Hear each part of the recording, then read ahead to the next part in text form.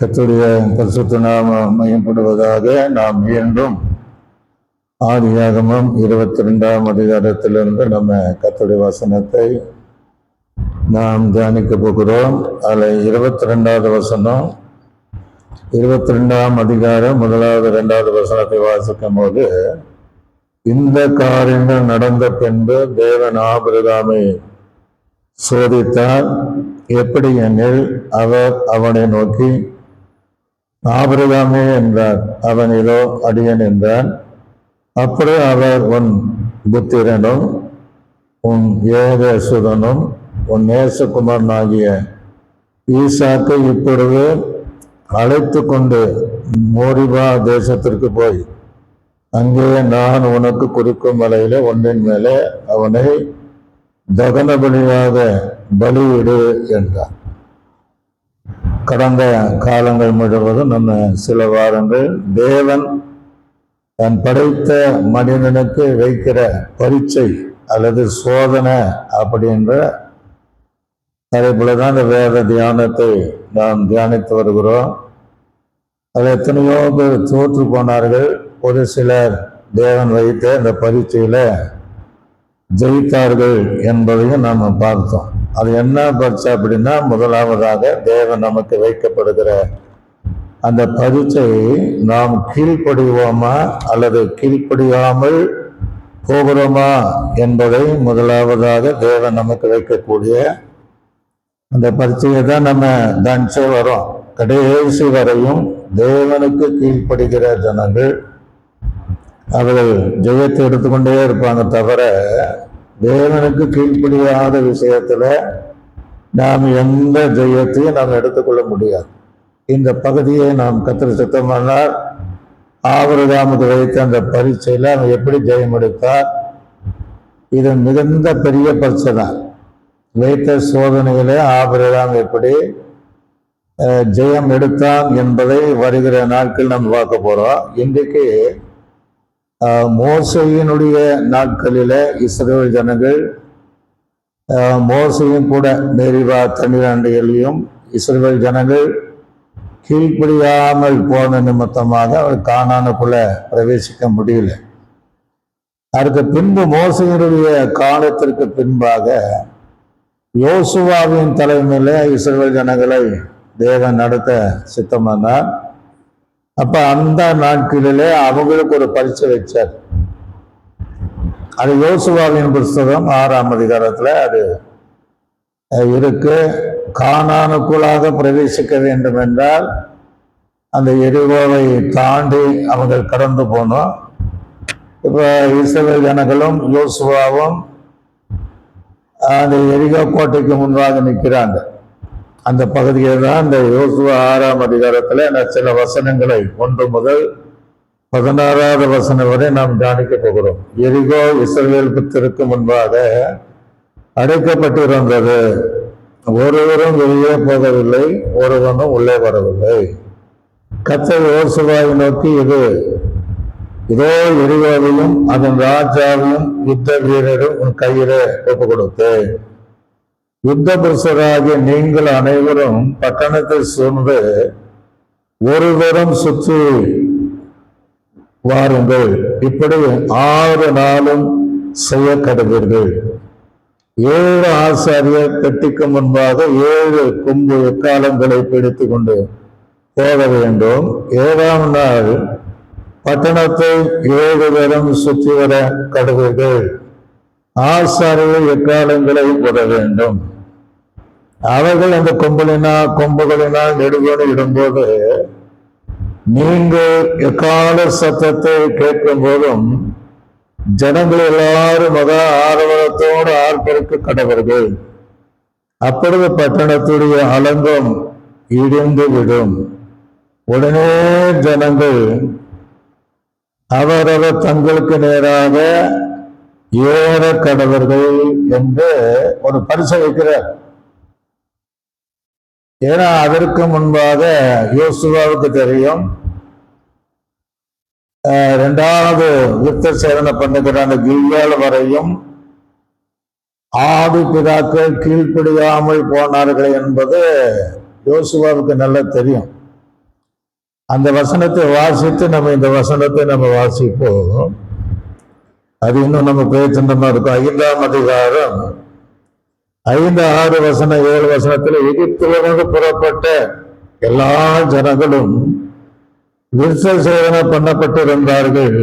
அவர்கள் எகிப்திலிருந்து புறப்பட்ட பின்பு வழியிலே வனாந்தில பிறந்த சகல ஜனங்களும் விருத்த பண்ணப்படாது இருந்தார்கள். கர்த்தரின் சத்தத்திற்கு கீழ்ப்படியாமல் போன எகிப்திலிருந்து புறப்பட்ட யுத்த புருஷரான யாவரும் மாலு மட்டும் இஸ்ரவேல் புத்திரர் 40 வருஷம் வனாந்திரத்தில் நடந்து திரிந்தார்கள். கர்த்தர் எங்களுக்கு கொடுக்கும்படி அவர்கள் பிதாவை ஆணையிட்ட பாலும் தேனும் ஓடுகிற தேசத்தை அவர் காண்டவில்லை என்று கர்த்தர் அவருக்கு ஆணையிட்டிருந்தார். அவளுக்கு பதிலாக அவர் எறும்பு பண்ணின அவருடைய பிள்ளைகள் யோசுவா பிள்ளைகளை ரோசுவா பண்ணினான். வழியிலே அவர்கள் வித்து சேதனம் பண்ணாதனாலே அவர்கள் வித்து சேதனம் இல்லாது இருந்தார்கள் அப்படின்னு இருக்கு. அப்போ கிட்டத்தட்ட 6 லட்சம் புருஷர்களே நாம் வைத்துக் கொண்டாலும் அத்தனை பேரும் வனாந்திரத்துல 40 வருஷம் தேவன் அவர்களை அலைய விட்டாருந்தார்கள். ஏன் அலைய விட்டாருன்னா அவருடைய கீழ்ப்படியாமையினாலே அலைந்து திரிய வைத்தார். அந்த 40 வருஷத்துல அந்த கீழ்ப்படியாம ஜனங்களை அழிக்கிற மட்டும் அல்லது மாழ்கிற மட்டும் அந்த வனாந்தரத்திலேயே அத்தனை ஜனங்களையும் கர்த்தர் அழித்தார். அப்ப கீழ்ப்படியாமை என்பது எவ்வளவு பெரிய பாவம் பாருங்க. அப்ப அந்த பிதாக்களுக்கு பிறந்த பிள்ளைகள், வனாந்தரத்துல பிறந்த அந்த பிள்ளைகள் விருத்த சேதனை பண்ணாதனால கர்த்தர் அவளை அழிக்காம 2வது விசை கில்காலில யோசுவாவின் மூலமாக விருத்த சேதனை பண்ணப்பட்ட அந்த ஜனங்க தான் யோசுவாவுக்கு கீழே இருக்கிறாங்க. அப்ப இவங்களுக்கு ஒரு பரீட்சை வச்சிருக்கிறாங்க. என்ன பரீட்சைன்னா எரிகோ தகர்க்கப்படுவதற்கு ஒரு பரீட்சை வச்சார். எரிகோ இரட்டை சுவரினால கட்டப்படுகிற அலங்கம் கண்களுக்கு முன்பாக இருக்கிறது. அதுல பாத்தீங்கன்னா இவர்களால முன்னேற முடியாது. அவ்வளவு பெரிய தடை இருக்கு. நம்ம வாழ்க்கையிலும் முன்னேற முடியாத எத்தனையோ காரியங்களை வாழ்க்கையில் இருக்கதான். சிலர் சொல்லுவாங்க ஒரு முன்னேற்றம் இல்லைங்க அப்படிம்பாங்க. எவ்வளவோ பிரயாசப்பட்டாலும் ஒரு முன்னேற்றத்தை எங்களால காண முடியல அப்படிம்பாங்க. ஆவிக்குரிய ஜீவிதத்துல ஒரு முன்னேற்றம் இல்லாத அனைவருக்குள்ள அந்த அனுபவம் இருப்பது நமக்கு நல்லா தெரியும். ஆக முன்னேறினாதான் அவர்கள் காணானுக்குள்ள போக முடியும். முன்னேறாம இருந்தானா அந்த இடத்துல தான் இருக்கணும். நீங்களும் நானும் கானான் பயணத்தை, பரம கானான் பயணங்களை செய்து கொண்டிருக்கிறோம். அப்ப நம்ம ஆவிக்குரிய ஜீவியை முன்னேறிட்டே இருக்கணும். அது எரியா போல தடைகள் வரும்போது அந்த பரீட்சையில நம்ம ஜெயிக்கணும். அப்ப நமக்கும் சில விஷயங்கள்ல உலக ஆசீர்வாதம் ஆனாலும் அநேகர் சொல்வதை நம்ம கேள்விப்படுகிறோம். வீட்டுல ஒரு முன்னேற்றம் இல்லைங்க, அப்படித்தான் இருக்கு அப்படின்னு சொல்லுகிற ஒரு சூழ்நிலை எல்லாத்தையும் கேட்கிறோம்.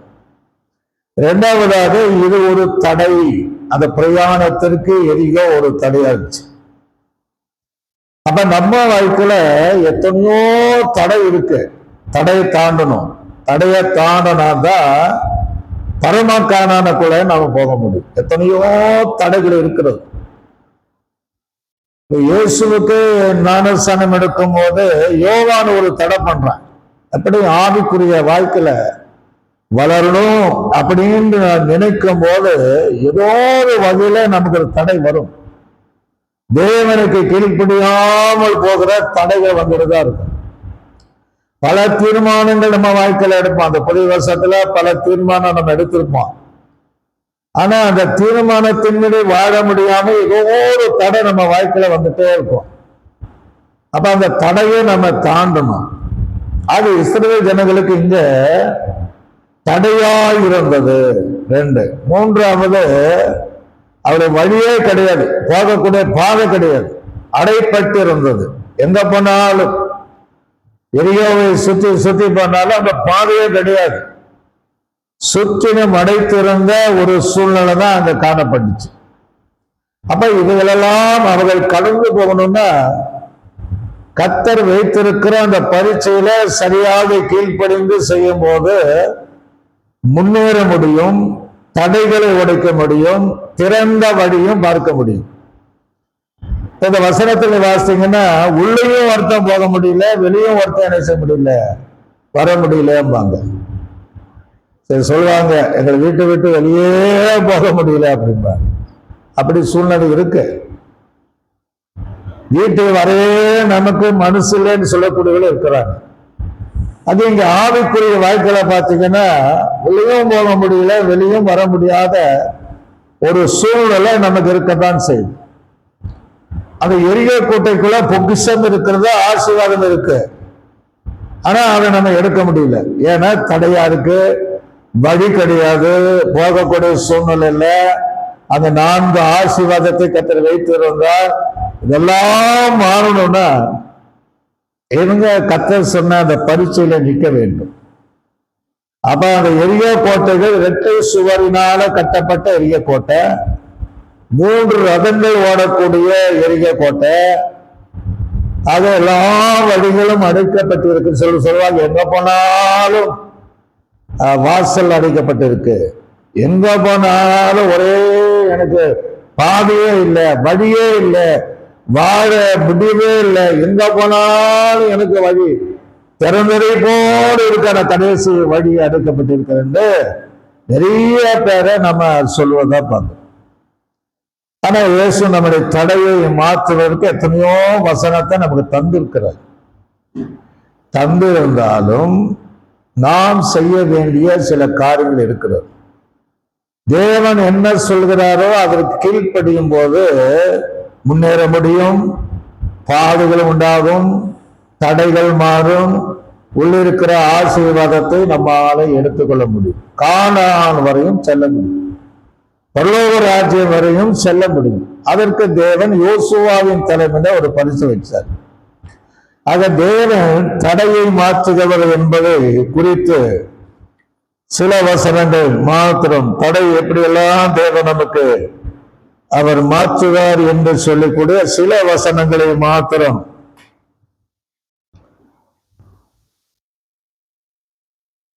அதை நாம் பார்க்க போகிறோம்.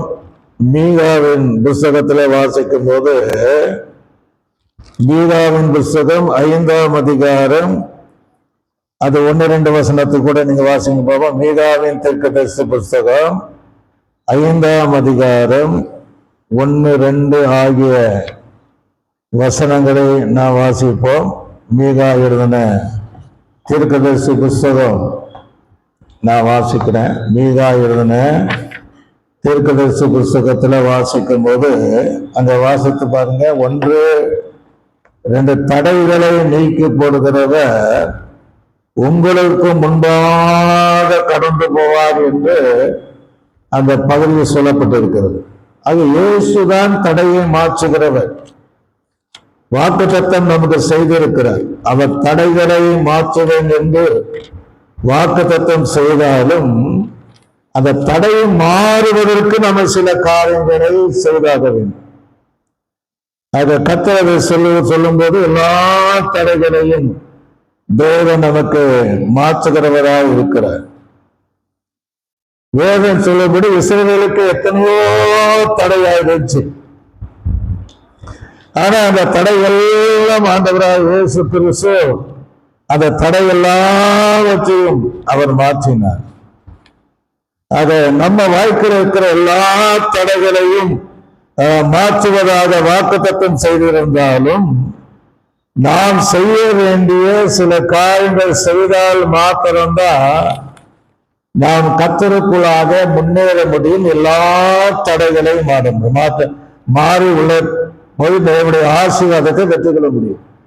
ஏசாயாவின் தீர்க்கதரிசி புஸ்தகத்துல வாசிக்கும் போது அது 45ஆம் அதிகாரத்துல விதமாக அந்த வசனம் சொல்லும் போது, நான் வாசிக்கிறேன், அந்த கவனமா கேளுங்க. ஏசாயாவின் தீர்க்கதரிசி புத்தகம் 45ஆம் அதிகாரத்துல சில வசனங்கள் நான் வாசிக்கிறேன். கர்த்தராகிய நான் அபிஷேகம் பண்ணின கோரேசுக்கு முன்பாக ஜாதிகளை கீழ்ப்படுத்தி ராஜாக்களின் இடைக்கட்டுகளை அவிக்கும்படி அவனுக்கு முன்பாக வாசல் பூட்டப்படாதிருக்க கதவுகளை திறந்து வைக்கும்படிக்கு அவனை பார்த்து அவன் வலதுகை பிடித்துக் கொண்டு அவனுக்கு சொல்லுகிறதாவது, நான் உனக்கு முன்பாக போய் கோல நாளுகளை செம்மையாக்குவேன், உன்னை பெயர் சொல்லி நான் அழைத்திருக்கிறேன், இஸ்ரவேலின் தேவனாய் கர்த்தர் நானே என்று நீ அறியும்படிக்கு அந்த சில தடைகள் வெண்கல கதவுகளை உடைத்து இரும்பு தாழ்பாய்களை முறைத்து அந்த காலத்தில் இருக்கிற பொக்கிஷங்களையும் ஒளிபிடத்தில் இருக்கிற புதியவைகளையும் உனக்கு கொடுப்பேன். நான் என் தாசனாகிய யாக்கோபு நிமித்தம் நான் தெரிந்து கொண்ட இஸ்ரவேல் நிமித்தம் நான் உன்னை பேர் சொல்லி அழைத்து நீ என்னை அறியாதிருக்கிற உனக்கு நாமம் தரித்தேன். நானே கர்த்தர், வேறொருவரும் இல்லை, என்னை தவிர வேறொரு தேவன் இல்லை என்று இங்க சொல்லுகிற காரியத்தை நாம் பார்க்க முடியுது. எல்லா வெண்கல இரும்பு தாழ்பாலை கதவுகளை உடைத்து மறைபிடத்தில் இருக்கிற எல்லா பொக்கிஷங்களை தருவேன் என்று அவர்களுக்கு மாத்திரமல்ல நமக்கும் வாக்குத்தத்தம் செய்திருக்கிறார். வெளிப்படத்தில் விசேஷத்துல வாசிக்கும் போது, இதோ உனக்கு முன்பாக திறந்த வாசலை நான் வைத்திருக்கிறேன், ஒருவனும் அதை பூட்ட முடியாதுன்னு சொல்றார். இஸ்ரவேல் ஜனங்களுக்கு யோர்தான் தடையா இருந்துச்சு, அந்த தடையை மாத்தினார். 7 ஜாதிகள் தடை இருந்தாங்க, அதையும் மாத்தினார். 31 ராஜாக்கள் தடை இருந்தாங்க, மாத்தினார். ஆனாலும் அந்த ஜனங்கள் கீழ்ப்படியாமையினாலே கடந்து போனார்கள். இப்ப யோசுவாவுக்கு வைத்திருக்கிற பரிச்ச கானானுக்குள்ள போகணும், பாலும் தேனும் ஓடுகிற கானான் தேசத்துக்கு போகணும். போக முடியாத ஒரு சூழ்நிலை, முன்னேற முடியாது, உள்ளேயும் போக முடியாது, வெளியும் வர முடியாது, ஒரே தடையா இருக்கு, எங்கேயும் பாதை இல்லாத ஒரு சூழ்நிலை. அப்ப அந்த நேரத்தில் தான் ஆண்டவராய் பிதாவாகிய தேவன் அவருக்கு ஒரு பரீட்சை வைக்கிறார். அந்த பரீட்சையில இவர்கள் சரியாக இருந்ததுனால அவர்கள் ஜெயித்தார்கள்.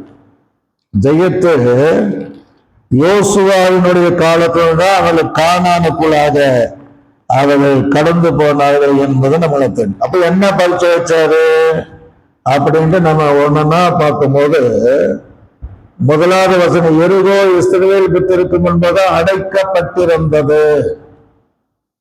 அப்படின்னா கதவு சாத்தப்பட்டிருந்தது, வழியே இல்லாமல் இருந்தது, பாதை இல்லாமல் இருந்தது, முன்னேற முடியாமல் இருந்தது, உள்ள இருக்கிற ஆசீர்வாதத்தை பெற்றுக்கொள்ளாம முடியாமல் இருந்தது, அந்த பிரயாணம் பண்ண போகாத முடியாத ஒரு சூழ்நிலை இருந்தது, அடைப்பட்டிருந்தது அப்படின்னு சொல்றாரு. ஒருவரும் வெளியே போகவில்லை, ஒருவரும் உள்ளே வரவில்லை. ஒருத்தரும் உள்ளே போக முடியாது, அங்கிருந்து ஒருவனும் நமக்குள்ளே நம்ம வீட்டுக்குள்ள சபைக்குள்ளே வர முடியாத ஒரு சூழ்நிலை அங்க காணப்பட்டது. இதெல்லாம் யோசுவா பார்க்கிறான், எரிகோவா பார்க்க ஜனங்க பார்க்கிறாங்க. நம்ம பார்த்து என்ன நினைச்சிருப்போம், வெட்டை சுவர்னால கட்டப்பட்ட எரிகோ அலங்கங்கள், ஒரு வழி கிடையாது, அலங்கங்கள் நம் கண்ணுக்கு முன்னாடி உயர்ந்திருக்கு. நம்ம என்ன செய்வோம், பின்வாங்கி வந்திருப்போம். ஏன்னா வழி கிடையாது, எதையும் பார்க்க முடியாது. அங்கிருந்து ஒருவனை உதவி செய்யக்கூடியவர்களுக்கு ஒருத்தர் வர முடியாது, இங்கிருந்து போய் உள்ள இருக்கிற ஆசீர்வாதத்தை பெற்றுக்கொள்ள முடியாது, காணான் பயணம் செல்ல முடியாது. அப்படி நம்ம ஒரு வேலை நம்ம இருந்திருந்தா இதெல்லாம் யாருப்பா முடியும் அப்படி என்று ஒரு வேலை நம்ம பின்வாங்கி இருக்கலாம். அப்ப அந்த யோசுவா அந்த நேரத்துல கர்த்தரை பார்க்கிறார். அந்த ஜனங்களும் அந்த பார்க்கிறாங்க, கீழ்ப்புடையில் ஜனங்கள் தான் முறுமுறுக்காம பார்க்கிறாங்க. அப்பதான் கர்த்தர் அங்க சொல்லுகிறார். என்ன சொல்றாருன்னா, கர்த்தர் யோசுவாவை நோக்கி, இதோ எரிகோவையும் அந்த ராஜாவையும் யுத்த வீரரும் உன் கையில ஒப்பு கொடுத்து சொல்றாரு. தடையா இருக்கு, வழி இல்லை, முன்னேற்றம் இல்லை, உள்ள இருக்கிறத பார்க்க முடியல, ஒருவன் உள்ளே வர முடியாது, வெளியே வர முடியாது. ஆண்டவர் சொல்றாரு, எரிகோவையும் ராஜாவையும் அந்த யுத்த வீரர்களையும் அங்க இருக்கிற எல்லாவற்றையும் நான் என்ன செய்யறேன், ஒப்பு கொடுக்கிறேன். அப்ப அதை நம்புறான், அதுக்கு கீழ்ப்படுகிறான். எப்படி ஆண்டவரு அப்படின்னு அவன் கேட்கல. எப்படி ஆண்டவரு, இவ்வளவு பெரிய எரிகோ கோட்டையா இருக்க, வழியே இல்லையே, உள்ள இருக்கிறவங்களை முகத்தையே பார்க்க முடியலையே, உள்ள இருக்கிற அந்த யுத்த வீரனும் பார்க்க முடியலையே, அந்த ராஜாவையும் பார்க்க முடியலையே, அந்த பொக்கிஷங்களையும் நாங்கள் எங்களால பார்க்க முடியலையே என்று அவன் கேள்வி கேட்கல. அந்த இடத்துல விசுவாசமா நிக்கிறான், கர்த்தருக்கு கீழ்ப்படுகிற அனுபவத்தோடு நிக்கிற. ஆண்டு சொல்லிட்டாரு, எல்லாத்தையும் நான் என்ன செய்யறேன். அப்ப உள்ளுக்குள்ள இருக்கிறாங்க, யுத்த வீரர் இருக்கிறாங்க, ராஜா இருக்கிறாரு, அந்த அங்க இருக்கிற எல்லாம் ஆசீர்வாதம் இருக்கத்தான் செய்யுது. ஆனா இவங்க அதை பார்க்க முடியல, தடையா இருக்கு. நமக்கும் சில ஆசீர்வாதத்தை அதை வச்சிருக்கிறாரு. ஆனா அந்த ஆசீர்வாதம் நம்ம பெற்றுக்கொள்ளாதபடி உலகத்திற்கிற சத்துருவானவன் அதை என்ன செய்ய அடைத்து வைத்திருக்கிறார், அதை பார்க்க விடாமல் வைத்திருக்கிறார். அது அங்கேயும் போர் வீடுகள் இருக்கத்தான் செய்யறாங்க. அது அவைகளுக்கு நம்ம என்ன தாண்டி போக முடியாத ஒரு சூழ்நிலை நமக்கு இருக்கத்தான் செய்யும். அப்பதான் ஆண்டு சொல்றாரு, எல்லாத்தையும் நான் ஒப்பு கொடுப்பேன். இப்பதான் பரிசை வைக்கிறார். யுத்த புருஷராக நீங்கள் அனைவரும் பட்டணத்தை சூழ்ந்து ஒரு தரம் சுற்றி வாருங்கள், இப்படி 6 நாள் செய்ய கடந்தீர்கள். நீங்க ஒரு காரியம் செய்ய வேண்டாம், நான் சொல்றதுக்கு கீழ்படிங்க. நீங்க எல்லாரும் என்ன செய்யுங்கன்னா, பட்டணத்தை ஒவ்வொரு நாளும் ஒரு தடவை நீங்க சுற்றி வரணும். நம்ம அங்க இருந்த சுத்தமா அது எப்படி சுத்தம் எப்படி ஆகும் அப்படின்னு நினைச்சு. அப்ப அந்த கீழ்ப்படுகிற குணங்கள் இஸ்ரவேல் ஜனங்களுக்கு அன்னைக்கு இருந்துச்சு. 2வது கில்காலிலே விருத்தசேதனம் பண்ணப்பட்ட அந்த சந்ததிகள் கீழ்ப்படிந்தார்கள். அப்ப யோசுவாவுக்குள்ள இருந்துச்சு. அப்ப அவர் சொன்ன பிரகாரமாக முதல் நாள் எல்லாரும் சேர்ந்து எரிகோவை ஒரு தடவை அப்படியே சுற்றி வருகிறான். அப்ப எரிகோ கோட்டை எவ்வளவு பெருசா இருக்கும், அது சுற்றளவு எவ்வளவு பெருசா இருக்கும். அப்படியே சுற்றி வந்துட்டு அதுல ஒரு அசைவு கிடையில, சின்ன வழி கூட தெரியல, என்ன ஒரு மாற்றம் ஏற்படல அப்படின்ட்டு அவங்க நினைக்கல.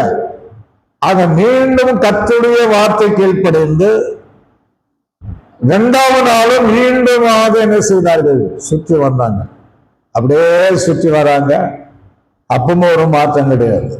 3வது நாள் சுற்றி வராங்க, 4வது நாள் சுற்றி வராங்க, 5 நாள் சுற்றி வராங்க, 6வது நாளும் சுற்றி வராங்க. ஒரு அலையா நம்ம என்ன சொல்லுவோம், ஆமா சுத்தி பார்த்தாச்சு ஒண்ணுமே நடக்கல, எல்லாம் வேஸ்ட் அப்படின்பா. 5 நாள் சுத்தியாச்சு ஒண்ணும் நடக்கல, 6 நாள் சுத்தியாச்சு ஒண்ணும் நடக்கலன்னு நம்ம என்ன செய்வோம், அப்படியே நம்ம சோர்ந்து போயிடுவோம். ஏன்னா ஒரு மாற்றம் நடக்கல. நாகமானுடைய வாய்க்காப்படுதா, எப்ப யோகானில போய் 7 பேரை என்ன செய்ய ஸ்நானம் பண்ண, அவன் கேட்க எங்க ஊர் இல்லாத தண்ணியாங்கிறான். கூட வேலை கரைச்சல என்னத்தை சொன்னாரு, முங்குதான் பாருங்களேன், 6 தடவை அவனுக்கு ஒரு மாற்றம் கிடையாது. அப்ப கீழ்படுகிறான் பாருங்க. கீழ்படும் போது 7வது தடவை முங்கும் போது தன்னுடைய சரீரங்கள் சிறு குழந்தையினுடைய சரீரமாக மாறிடுது. இதெல்லாம் தேவன் நமக்கு வைக்கிற பரிச்சை என்ன தெரியுங்களா, கீழ்ப்படியும். அதுதான் கீழ்ப்படியும், வேற எந்த காரியம் கிடையாது. அதை கீழ்ப்படியும் போது தண்ணியில ஒண்ணும் கிடையாது. நானே சாணம் எடுத்தாலும் அது என்ன இருக்கு, ஒண்ணும் கிடையாது. தண்ணியிலே முங்கி எழும்புறோம், அவ்வளவுதான். அதுல மாற்றம் வராது. எப்போதும் அந்த காலத்துல குளத்துல குடிப்போம், நம்ம உண்மைதான் குளிக்கிறோம். ஆனா அதை கீழ்ப்படிகளை பார்க்கிறார். அது கீழ்ப்படிகள் தான். சாதாரண தண்ணியில என்ன இருக்கு, முங்கி ஒண்ணும் கிடையாது. ஆனால் அந்த சத்தியத்திற்கு கீழ்ப்படியும் போது தேவனுடைய ஆசீர்வாதத்தை பெற்றுக்கொள்ள முடியும். அல்லேலூயா. அது இங்க இஸ்ரவேல் ஜனங்க அப்படிதான் 6 நாள் யோசுவாவின் தலைமையில எரிகோவை சுற்றி வந்தார்கள். யாரு யாரு? அங்கேயும் யுத்தவர் இருக்கிறார், இங்கேயும் யுத்தவர் இருக்கிறார். யுத்த புருஷராக நீங்கள் அனைவரும் பட்டணத்தை சூழ்ந்து ஒரு நாள் சுற்றி வந்து இப்படி 6 நாள் செய்ய கருதுங்கள். அதெல்லாம் ஒரு ஒழுங்கு கிரமத்தை வச்சிருந்தார். சும்மா எல்லாமே சுத்திட்டு வாங்க அப்படின்னு ஆண்டு சொல்லாம அதுக்கு பின்னாடி இந்த வரிசையா சொல்றாரு. என்ன சொல்றாரு? 7 ஆசாரிகள் பெட்டிக்கு முன்பாக. அப்ப 7 ஆசாரிகள் உடன்படிக்கை பெட்டியை சுமந்து கொண்டிருக்கிறவர்களாக இருக்க வேண்டும். சும்மா சுத்தக்கூடாது. தேவாலயத்தில் வரும்போது நம்ம என்ன சொல்றோம்? வெறுந்தையில வராத, வேத புத்தகத்தோடு வரணும், பட்டயத்தோடு வரணும்பா. ஆனா சிலர் வேதாகமத்தையே இல்லாம என்ன செய்வாங்க? வருவாங்க. ஆக இங்க என்ன சொல்றாருன்னா, 7 ஆசாரியர் பெட்டிக்கு முன்பாக 7 கொம்பு எக்காலங்களை பிடித்துக் கொண்டு போக வேண்டும். உடலே சொல்லலையா? அத பெட்டிக்கு முன்பாக 7 கொம்பு எக்காலங்களை பிடிச்சுட்டே போனோம். யோசுவா ஒரு காலத்துல மோசைக்கு ஆரோனும் ஊரும் கை உயர்த்தும் தளர்ந்து போகும்போது கரங்களை உயர்த்தினது போது யோசுவா அமேலிக்கரை ஜெயம் எடுத்தது அவன் எல்லாம் தெரியும். அதனால ஆண்டவர் சொல்லுக்கு கீழ்ப்படியணும் அப்படிங்கிற மைண்ட்ல வைத்துதான் 7 எக்கால கொம்பினால் செய்யப்பட்ட எக்காலங்கள் ஊரக்குள்ள ஆசாரியர் அங்கே பிடிச்சிட்டே அந்த பெட்டிக்கு முன்பாக அப்படியே போகணும். அல்லையா சொல்லுங்களே இல்லையா? நம்மளால என்ன நினைப்போம்? எல்லாம் நடக்கிற காரியமா? பெட்டியை சும்மந்தான் நடக்குமா? எக்காலங்களை சும்மா வச்சிருந்தா நடக்குமா? அப்ப அவங்க சுத்தணும்னா கை எவ்வளவு வேதனை இருந்தது. உடன்படிக்கை சுமப்பது சாதாரண காரியம் கிடையாது. யோர்தானில் கூட உடன்படிக்கை சுமந்த ஆசாரியர்கள் உள்ளங்கால் பட்டவுடனே யோர்தான் ரெண்டாக தெரியுது. அல்லேலூயா. அப்ப தேவன் எங்கே பார்த்தீங்கன்னா அது கீழ்ப்படிதல் தான். அவர் சொன்ன வாக்குக்கு நம்ம கீழ்ப்படியும் போது அற்புதம் நடக்கும். 7 ஆசாரியர்கள் பெட்டிக்கு முன்பாக 7 கொம்பு எக்காலங்களை எடுத்துக் கொண்டு போக வேண்டும். அதுக்கு பின்னாடி சொல்றாரு, 7ஆம் நாளிலே பட்டணத்தை 7 தரம் சுற்றி வர கடுவீர்கள். ஆசாரியர் எக்காலங்களை ஊடவே. அல்லையா? அப்ப அதுவரையும் ஒண்ணு செய்யக்கூடாது. மௌனம் ஒரு வளம் அப்படி கூட சொல்லலாம். தேவன் சொன்னபடி அந்த எரிகோவை சுற்றினும் என்ன வார்த்தை பேசாம யோசுவா சொன்னபடி, தேவன் யோசுவாக சொன்னதன்படி உடன்படிக்கை பெட்டிக்கு முன்பாக 7 கொம்புகளில் செய்யப்பட்ட எக்காலங்களை ஊழவே கூடாது. அப்படியே 6 நாள் சுற்றி வர ஒருத்தரும் ஒன்றும் பேசக்கூடாது. அதுலயே ஆண்டவர் சத்தியத்தை வச்சிருந்தார்.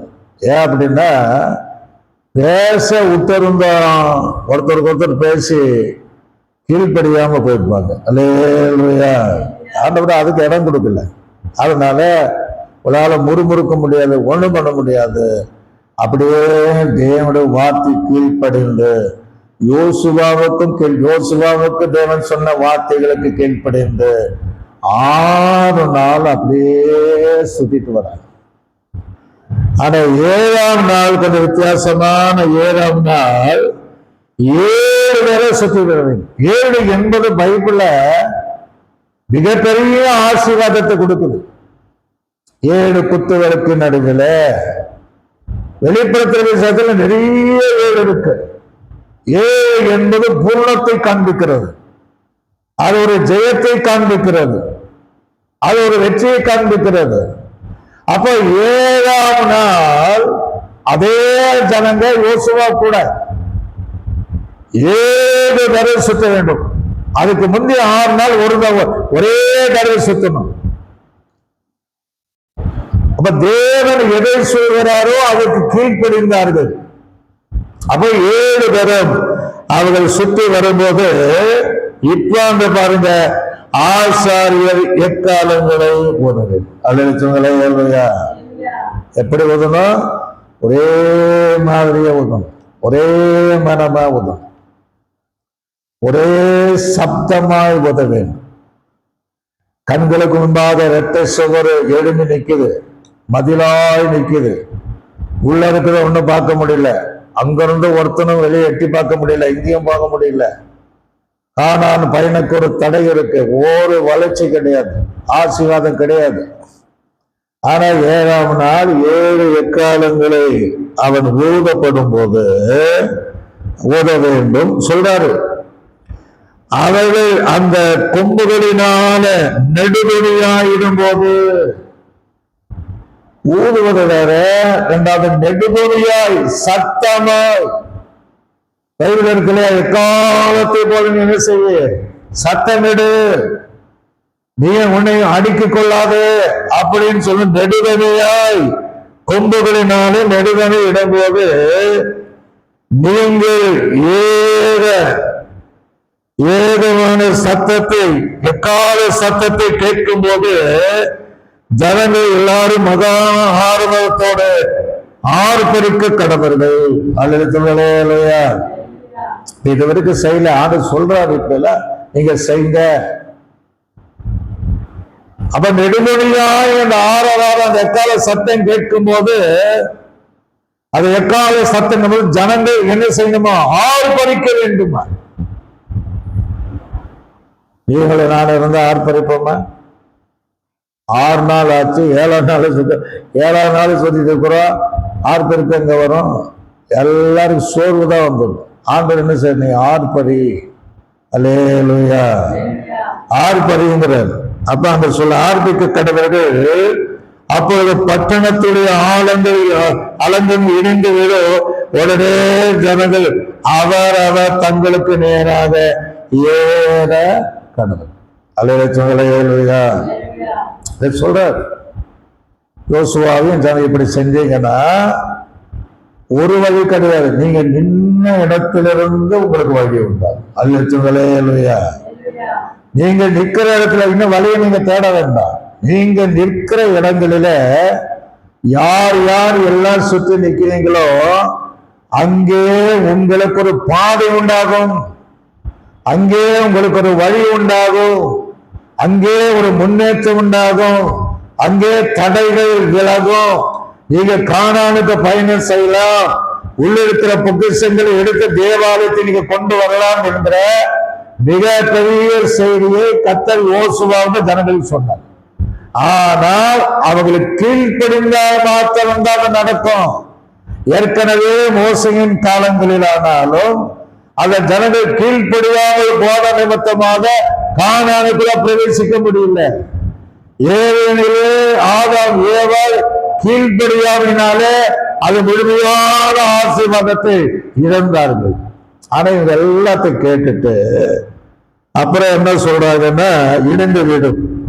நம்புற காரியமா இரட்டை சுவரால கட்டப்பட்ட 3 ரதங்கள் ஓடக்கூடிய அந்த அலங்குகள் ஆர்ப்பரிக்கும் போது இடியுமா தவிர்க்குமா எந்த சந்தேகம் வரல, எந்த அவிசுவாசம் வரல, அவளுக்குள்ள கீழ்ப்படியாம வரல. அவங்களுக்குள்ள ஒரே எண்ணம், கர்த்தர் யோசுவாவுக்கு சொல்லியிருக்கிறாரு, யோசுவாவின் சொல்லின்படி நம்ம கீழ்ப்படிவோம். ஒரு அலைய சொல்லலே இல்லையா? அவங்க மனசுல நிர்ணயிச்சுட்டாங்க, இனி நம்ம இதன்படி செய்தால் நிச்சயமா நடக்கும் என்பதை அறிந்து பிதாக்கள் ஒருவேளை உணராமல் போனார்கள், பிதாக்கள் ஒருவேளை அந்த அற்புதத்தை கண்டும் காணாமல் போனார்கள், கீழ்ப்படியாமல் போனார்கள். ஆனா அந்த பிதாக்களுக்கு பிறந்த அந்த பிள்ளைகள் அதெல்லாம் கவனிச்சுட்டு இருக்கிறாங்க. எங்க முற்பிதாக்கள் எல்லாம் பார்த்து கீழ்ப்படியே போனாங்க, ஆனாலும் அவங்க அழிஞ்சிட்டாங்க. இனி நம்ம அழியக்கூடாது, ஆகவே நாம் அதை கீழ்ப்படினோம் என்ற எண்ணங்கள் அவர்களுக்குள்ளாக தானாகவே உருவாகிருக்கும். அல்லையா, கர்த்தர் என்ன சொல்றாரோ, யோசுவாவின் மூலமாக என்ன சொல்கிறாரோ அதுக்கு நம்ம கீழ்ப்படியணும் அப்படிங்கிற எண்ணங்கள் எல்லாருக்குள்ள இருந்திருக்கு. அதாவது ஒருத்தர் கூட அந்த எதிர்மறையில யாருமே பேச கிடையாது. அப்ப இன்னொரு பரிசை கீழ்ப்படிவார்களை இதை செய்யணும். என்ன செய்யணும்? ஒவ்வொரு நாள் சுத்தனம் ஒரு தடவை அதை பெட்டிக்கு முன்பாக 7 கொம்பு எக்காலங்களை பிடிச்சிட்டு போகணும். கடைசி 7ஆம் நாள் சுற்றணும், அது கீழ்ப்படியணும். அப்புறம் அது ஊறணும், நெடுதலையாய் ஊதணும். அது எக்கால சத்தத்தை கேட்கும் போது ஜனங்கள் எல்லாரும் ஆர்ப்பரிக்கணும். அல்லையா, ஒத்த ஆர்ப்பரிக்க போலன்னு கூட அந்த அற்புதம் நடக்காது. அப்ப எல்லாம் ஆர்ப்பரிக்கணும். இதெல்லாம் சொல்லும் போது அவங்க என்ன செய்தாங்க? அந்தபடியே நூனின் குமாரனாகிய யோசுவா ஆசாரியரை அழைத்து உடன்படிக்கையை பெற்று எடுத்துக்கொண்டு பொங்கல் ஒரு இல்லையா.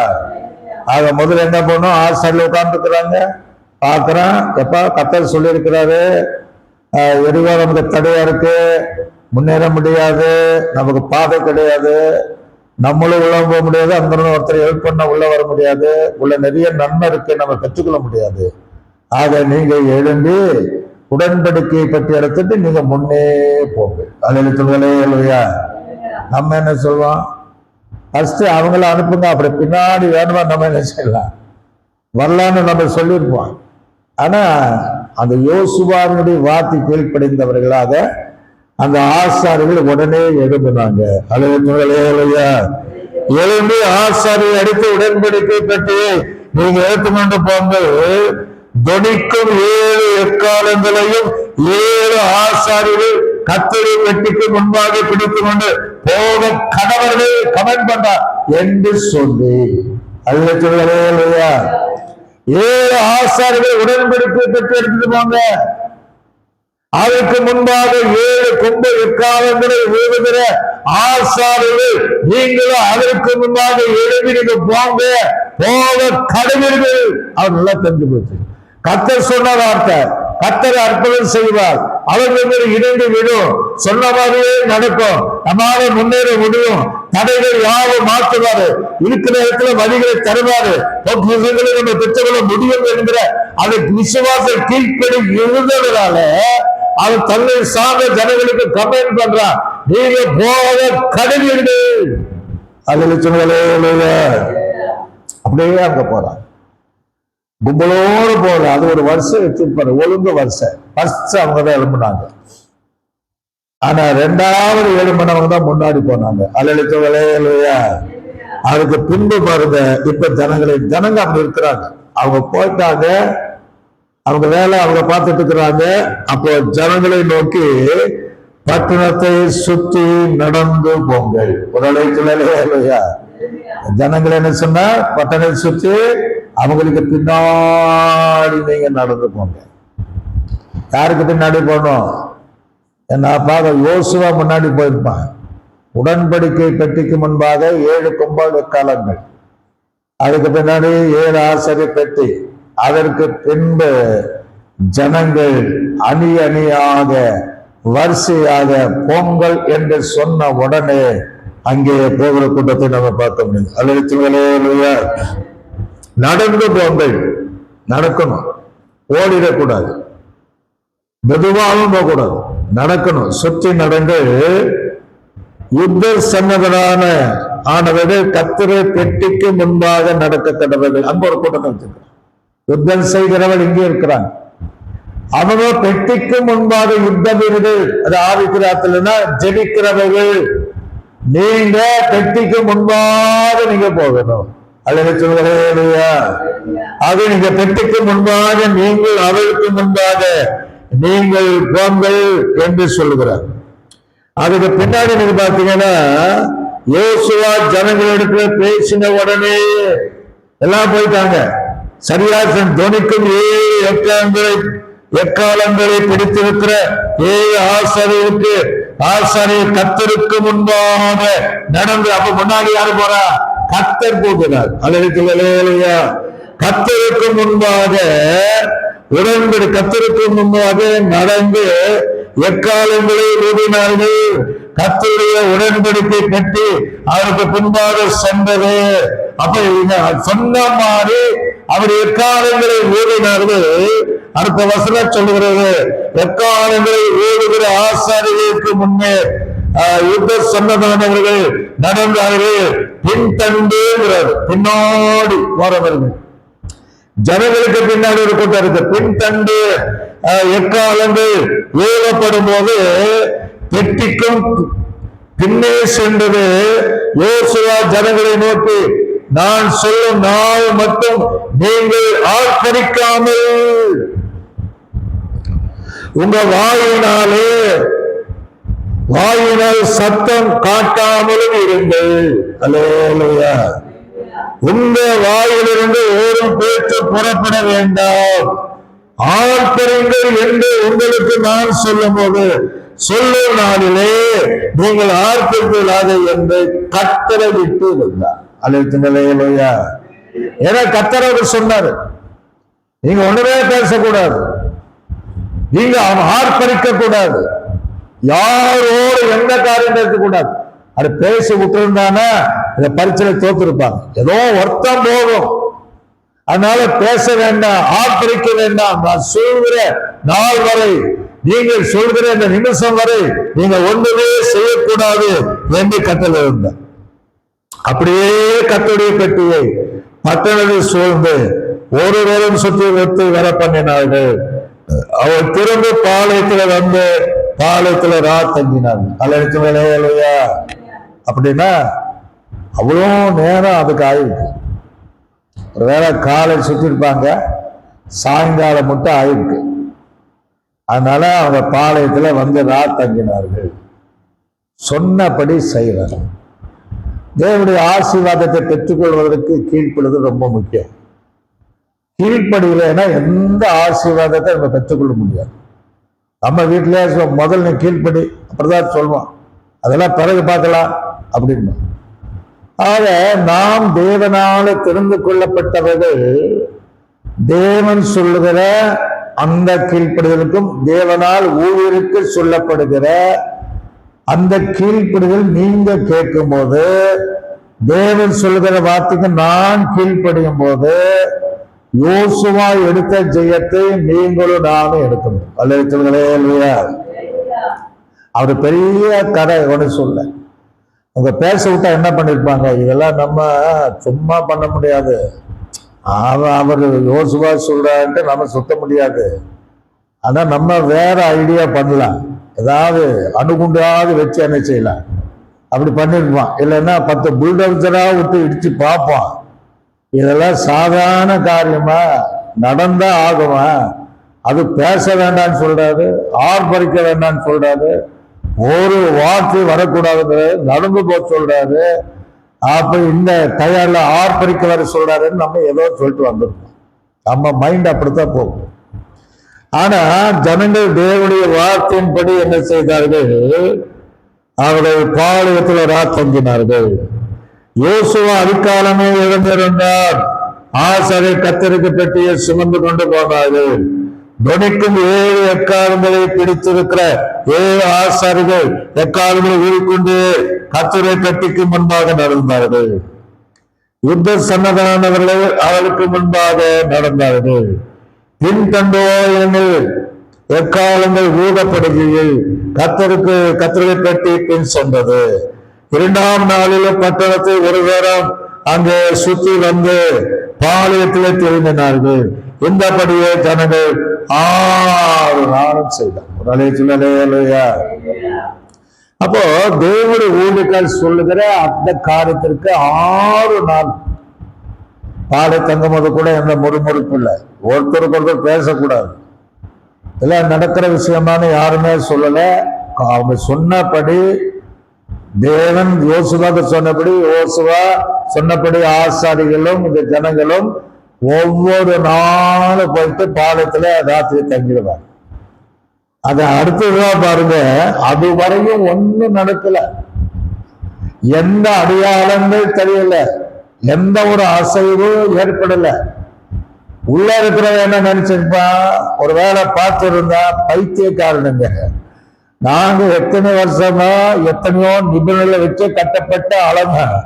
இவங்க சும்மா நடந்தா அது எப்படி இடியுமா அப்படின்னு பைத்தியக்காருங்க அப்படின்ட்டு உள்ள பேசியிருப்பான். ஒருவேளை இருக்கலாம். ஆனா இவங்க என்ன பண்றாங்கன்னா தேவனுக்கு கீழ்ப்படிந்தார்கள், ஊழியக்காரனுக்கு கீழ்ப்படிந்தார்கள். கீழ்ப்படிந்து இப்படி இருந்தபடி 6 நாள் செய்தார்கள். 7ஆம் நாளுமே இப்ப என்ன அதிகாரமே ஒரு அலைச்சல் அலையா கிழக்கு இருக்கும் போது எழுந்திருந்து அந்த பிரகாரமே பட்டணத்தை 7 சுற்றி வந்தார்கள். அப்ப ரொம்ப ஸ்பீடா போயிருப்பாங்க. இது 7ஆம் நாள் ரொம்ப வேகமா நடந்திருக்காங்க. ஏன்னா 7 தடவை சுத்தணும். ஒரு தடவை சுத்தது வேற, இங்க 7 தடவை சுத்தப்பட வேண்டும். சுத்தி வந்தார்கள். அன்றைய தினம் மாத்திரம் பட்டணத்தை 7 தடவை சுற்றி வந்தார்கள். 7ஆயிரம் ஆசாரிகள் எக்கால்களை ஓடுங்கள், யோசுவா ஜனங்களை நோக்கி ஆர்ப்பரிங்கள், பட்டணத்தை கர்த்தர் உங்களுக்கு ஒப்பு கொடுத்தார். ஒரு இடத்தில் இல்லையா? இப்பதான் சொல்றேன், கர்த்தர் உங்களுக்கு நீங்க ஆர்ப்பரிச்சாதான் பட்டணம். கர்த்தர் உங்களுக்கு ஒப்பு கொடுத்தார் சொன்ன உடனே ஜனங்கள் 7 ஆர்ப்பரித்தார்கள். 7 கர்த்தரை துதித்தாங்க. 7 கர்த்தரை மகிமைப்படுத்தினாங்க. நீங்க அதை மகிமைப்படுத்தும் போது ஆறாவது பட்டணம் இதில் யாரும் கர்த்தருக்கு சாமர்த்தியாக இருக்கும். நான் அனுப்பின ஆட்களை ராகாப் என்று பேசி மறைத்து வைத்தபடியால் அவளோடு வீட்டுக்கு இருக்கிற அனைவரும் மாத்திரம் இதோடு வைக்க கடவுள்கள் அல்லையா. அப்ப எரிகோக்குள்ள என்னது, அதான் உள்ள ஒருத்தரும் வர முடியல. பரிசுத்தவான்கள் கீழ்ப்படிந்த பாதுகாக்க ஒரு ராகாப் அங்க இருக்கிறார். இந்த தேவன் சொன்னபடி நடந்துச்சானா நடந்தது. இந்த பரீட்சையில யோசுவாவும் அவன் ஜனங்களும் ஜெயித்தார்கள். ஒரு அலைச்சல்களே இல்லையா? அளவுகள் இடிந்து விழுந்தது. ஏன்னா அது மலையின் மேல கட்டப்பட்ட எரிகும், சுற்றிலும் பள்ளத்தாக்கு. இப்ப இந்த அளந்து விழுந்த உடனே பள்ளத்தாக்கை நிறைவேற்றி எல்லாமே நின்ற இடத்திலிருந்து எல்லாருக்கும் வழி உண்டாயிடுச்சு. அது வெற்றியின் படிக்கிட்டங்களாக மாற்றி முன்னேறினார்கள். தடைகள் நீங்கினது. உள்ள போயிருக்கிற 4 விதமான ஆசீர்வாதத்தை கொண்டு வந்து தேவாலயத்தில் வந்து சேர்க்கிறாங்க. அல்லையா? அது ஒன்று பொன்னும், இன்னொன்று வெள்ளியும், இன்னொன்றும் அங்கே இரும்பும் வெண்கலத்தையும் 4 பொருள் மற்றவர்கள் அழிச்சிருந்தார். அது தேவ பிள்ளைகளாக இருக்கிற நம்ம நினைக்கிறோம் துதிச்சா எல்லாம் நடக்குமா? தேவன் சொல்லுகிற வார்த்தைக்கு நம்ம துதித்து சோத்திரம் பண்ணா எப்பேற்பட்ட எரியோகானாலும் அது தகர்ந்து விழுந்துடும். அல்லையா? ஆனா நம்ம அதற்கு தான் கீழ்ப்படைய மாட்டோம். அதற்கு தான் நமக்கு தோத்திரம் பண்ண மாட்டோம். அப்படியே பண்ண 2 வார்த்தை சொல்லிட்டு முடிச்சுக்கணும். நீங்க எந்த காரியமா இருந்தாலும் உங்க வீட்டுல போய் 1 மணி நேரம் பிரைஸ் பண்ணி பாருங்க.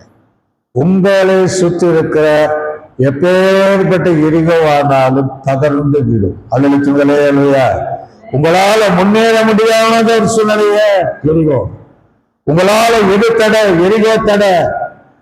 உங்களால உள்ளிருக்கிற ஆசீர்வாதத்தை ஏன் பெற்றுக்கொள்ள முடியல? ஏன் முன்னேற முடியல? தேவனுடைய ஆவிக்குரிய வசனத்தை இன்னும் வளர்ந்து முன்னேறி ஏன் போக முடியலன்னா, தேவன் சொல்லுகிற துதியை சொல்லி வராமல் அதற்கு நாம் கீழ்ப்படியாமல் இருப்பதினாலதான் அநேக ஆசீர்வாதத்தை நம்ம பெற்றுக்கொள்ளாம இருக்கிறோம். ஆனால் அன்றைக்கு அந்த ஜனங்கள் தேவனுடைய வாக்கின்படி ஊழியர் சொன்னபடி செய்யறதுனால ஆர்ப்பரிக்கும் போது இரட்டை சுவரினாலே கட்டப்பட்ட அளவு தரைவட்டமானதை போல எல்லாம் இருக்கிற வழிகள் உண்டாயதை போல அவள் முன்னேறினதை போல அந்த 4 விதமான ஆசீர்வாதத்தை கொண்டு வந்ததை போல நீங்க தேவ சமூகத்துல உங்க வீட்டுல தொச்சு பாருங்க, எத்தனையோ நன்மை உங்களுக்கு தேடி வரும். சொன்னலையா? எத்தனையோ ஆசீர்வாதத்தை கர்த்தர் தேடி கொண்டு வருவார். தேவையில்லாதல்ல, உலக காரியத்தை அதை அழிச்சிடுவாரு. உலகக்காரிய ஆவிக்குரிய நன்மைகளை, ஆவிக்குரிய பொக்கிஷங்களை, மறைபுறத்தில் இருக்கிற பல ஆசீர்வாதங்களை நாம் தேவனுடைய சமூகத்துல ஒரு மணி நேரம் கர்த்தரை நாம் துதிக்கும் போது நம்ம வாழ்க்கையில முன்னேற்றம் உண்டாகும். அல்லது சொல்லுங்க, அது எப்பேற்பட்ட தடையாக இருந்தாலும் அந்த தடைகளை கர்த்தர் உடைத்திடுவார். அதெல்லாம் தடையை மாற்றவே வருதான். ஆனால் அவர் சொல்லுகிற வார்த்தைக்கு கீழ்ப்படிந்து கர்த்தரை துதிக்கும் போது இந்த ஜனங்களை எனக்கு ஏற்படுத்தி இவர்களின் துதியை செய்வார்களா சொல்லி வருவார். கீழ்ப்படி கைமாச்சு. யோசுவாத்து கூட எதிரிகள் வந்து யுத்தத்துக்கு வராங்க. ஆனா இவன் ஈட்டி பட்டயத்தை கொண்டு போல ஆண்டுடைய வார்த்தையும் கீழ்ப்படிந்தான். அவன் நல்லா தெரியும். தேவ சமூகத்தில் போயிட்டான். எல்லாம் பாடி தேவனை துதித்தார். அல்ல சொல்களே இல்லையா, வேற ஒன்றும் சொல்லல. 10 பேர் நம்மளை அடிக்க வர்றாங்க, நம்ம உட்கார்ந்து தோத்திரம் பண்ணா என்ன நினைப்பாங்க உலகம்? 10 பேர் அடிக்க வராங்க, இந்த ஆளை போய் தோத்திரம் பண்றாரு அப்படின்னு வேடிக்கையா நினைக்கும். ஆனா நடந்த காரியம், இவன் தோத்திரம் பண்றான், அது எதிரிகள் தங்களுக்குள்ளே வெட்டுண்டும் அடித்து போனார்கள். அல்ல ஆர்ப்பரிப்புக்கு அவ்வளோ பெரிய சக்தியும் இருக்கு. நம்ம அதுக்கு புரியல. ஆனா அதை புரிஞ்சு நம்ம சாத்தான் துதிக்க உணவ மாட்டான். பவுல் சீலாவை எடுத்துடுங்க, நடுராத்திரியில அது இருட்டாரில் அவங்க போட்டு அடிச்சுட்டாங்க. ஆனா தொழுவதில் காலை தொங்க விட்டாங்க, கையும் கட்டிட்டாங்க. ஆனா வாய்களினாலே கர்த்தரை துதித்தார்கள். அல்ல சொல்களே இல்லையா, துடிக்கலாம் உடனே நடந்திருக்கார். சடவியா தேவ வல்லமைச்சான், கதவுகள் காணாத திறவந்தது. துதிச்சு பாருங்க, சடுதியாக தேவ வல்லமை நம்ம இறங்கிதான் வரும். அடைக்கப்பட்ட அத்தனை கதவுகளும் தேவ நமக்கு திறப்பார். இன்னொரு இருந்துச்சு, அவன் துடிக்கும் போது அவன் மேல கட்டி வைத்திருக்கிற அந்த விலங்குகள் காணாகவே கடந்து உணர்ந்து போயிருக்கான். நம்ம மேல அநேக கட்டுகிறதுனா நம்ம துடிக்காம இருக்கிறோம். தேவனை துதித்தால் நம்ம மேல ஊழியம் செய்ய முடியாதபடி, தேவனுக்குள் வராதபடி இருக்கிற அத்தனை கட்டுகளும் நாம் தேவனை ஆர்ப்பரிக்கும் போது அது தானாக கலந்து ஓடுவோம். அது மாதிரி நடந்தா சிறைச்சாலையில் இருக்கிற அத்தனை கைதிகளுடைய கட்டுகளும் விலங்குகளும் கலந்து ஓடிச்சான். முதலே சொல்லவே இல்லையா, துச்சான நமக்கு மாத்திரம் சுத்தி இருக்கிற எல்லா ஜனங்களுடைய கட்டுகளுக்கு தவிர்ப்பார். அதுக்கு பின்னாடி ஒண்ணு நடந்து ஆண்டவர் மாதிரி நாங்க ரட்சிக்கப்பட என்ன செய், நம்மை தேடி வரணும் ஒரு கூட்டம். அப்படின்னா யோசுவா கீழ்ப்படிந்து, ஜனங்கள் கீழ்ப்படிந்து ஜெயம் எடுத்து எரிகோவனுடைய கோட்டைகளை தகர்த்து உள்ளிருக்கிற ஆசை அழிக்க வேண்டிய அழித்து, சாபத்தீடானதை எடுக்காம ஆசீர்வாதமான பொருளை எடுத்து வந்ததை போல, அந்த ராகாப்பினுடைய வேசி குடும்பம் பாதுகாத்ததை போல நீங்களும் நானும் தேவனை கீழ்ப்படிந்து, தேவன ஊழியர்களுக்கு கீழ்ப்படிந்து 1 மணி நேரம் கர்த்தரை துதித்தார். அது எவ்வளோ பெரிய தடை இருந்தாலும், எவ்வளோ பெரிய எரிய கோட்டை இருந்தாலும் கர்த்தர் தகர்க்க வல்லவராக இருக்கிறார். அலையத்துகளே இல்லையா, நம்ம சபையில பாருங்க, வந்து உட்கார்ந்தா இருப்பாங்க. ஆரம்பங்கள சோத்திரம் பண்ண மாட்டாங்க. என்னோட தீர்மானம் பண்ணுங்க, ஜெபம் பண்ணுங்க, சோத்திரத்தை அதிகமாக பண்ணுங்க. தேவனை கீழ்ப்படியும் போது உங்க குடும்பத்தை சுற்றி இருக்கிற அந்த காலத்தில் இருள், உங்களை சுற்றி இருக்கிற எரியோ கோட்டைகள் எதையும் முன்னேற்றம் இல்லாம ஒரே தடையா இருக்கிற, தேவனுடைய ஆசீர்வாதத்தை பெற்றுக்கொள்ளாத இருக்கிற அத்தனை எரியோ கோட்டைகளை தேவனை இன்று தகர்த்து உங்களுக்கு எல்லாவித ஆசீர்வாதத்தினாலும் திறந்த வழிகளை, திறந்த பாதையை, இதோ நான் உனக்கு முன்பாக திறந்த வாசலை வைத்திருக்கிறேன், ஒருவனோட போட்ட முடியாது சொன்ன தேவனுக்கு நன்றி சொல்லி நாம் எழுந்த வண்ணமாக அப்படியே கர்த்தரை சோத்திரம் பண்ணுவோம். சோத்திரம் யோசுவாவின் தலைமையில ஒரு பரீட்சை வைத்து, உங்களை கீழ்ப்படிவார்களா, கீழ்ப்படிய மாட்டாங்களா, துதிப்பாங்களா, துதிக்க மாட்டாங்களா என்ற ஒரு ஒழுங்கை வைத்து அவர்கள் ஜெயம் எடுத்தாங்க. அந்த தடைகள், முன்னேற முடியாத தடைகளை ஓய்த்து, இரட்டை சுவர் உள்ள எரிவோவை தகர்த்து, அவருடைய தடையும் மாத்தினே திறந்த வழியும் வைத்து உள்ளிருக்கிற பொக்கிஷங்களை எடுக்கும்படி செய்து இன்றைக்கு அமர்ந்திருக்கிற நாங்கள் ஒரு சிலராயிருந்தால் இந்த வார்த்தை கீழ்ப்படிந்து ஆண்டவரே நாங்களும் தேவ சமூகத்தில் ஆர்ப்பணித்து துதித்து ஆண்டவரே கர்த்தரை மகிமைப்படுத்தும் போது எங்களை சுற்றி இருக்கிற இந்த சபை சுற்றி இருக்கிற ஊழியர்களை சுற்றி இருக்கிற குடும்பங்களை சுற்றி இருக்கிற எல்லா எளிய கோட்டைகளை தவிர்த்து ஆண்டவரே நாங்கள் முன்னேறி பல ஆசீர்வாதங்களை பார்க்க தடைகளை மாற்ற எங்களுக்கு வழி உண்டாக கேட்கிற ஜனங்களுக்கு நல்ல ஒரு பாவை ஆசீர்வாதமான பாவை உண்டாக நாங்கள் ஜெபிக்கிறோம். கேட்கிற யாவரும் இந்த அனுபவங்களில் காணப்பட உதவி செய்வதாக இயேசு கிறிஸ்துவின் நாமத்தில் ஜெபிக்கிறோம் நல்ல பிதாவே. நாத்துமாவே என் முடிவுலமே பரிசுத்த நாமத்தை என் ஆத்துமாவே கத்தரை செய்த சகல உபகாரம் வருவாது.